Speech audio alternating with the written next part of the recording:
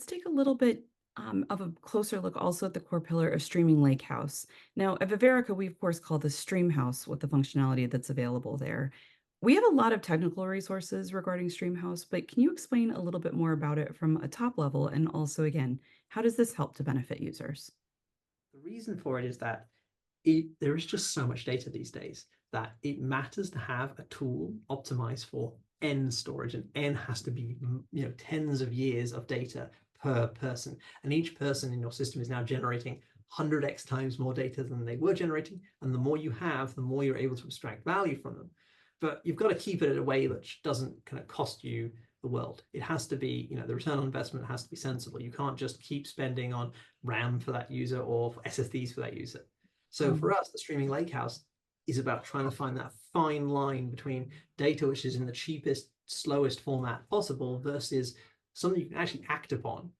And we kind of hit that middle sweet spot here with the streaming lakehouse in VERA by saying, what happens if we take the latest and greatest we've learned from running Flink at crazy scale and kind of optimize that for the kind of like this kind of cloud native world with the kind of streaming lakehouse model inside VERA? What this lets you do is have unlimited storage inside your streaming compute engine. It means you can just go back in time. It means you can then run full-on MapReduce level queries across petabytes and exabytes of data without having to compromise on your ability to store it right now, your ability to evolve it, wherever you're going for the kind of medallion type approach, or even just to say, I need to have a running summary and be able to recalculate things and trends over tick data across 10 different exchanges, which has been going for the last 5 years. And you easily get petabytes out of that.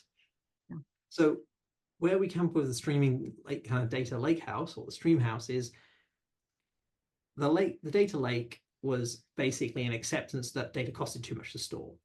Yeah. The lakehouse was simply stating that unless we put some work in, it becomes useless pretty quickly, and data and having these places where data goes to die is no longer useful to us.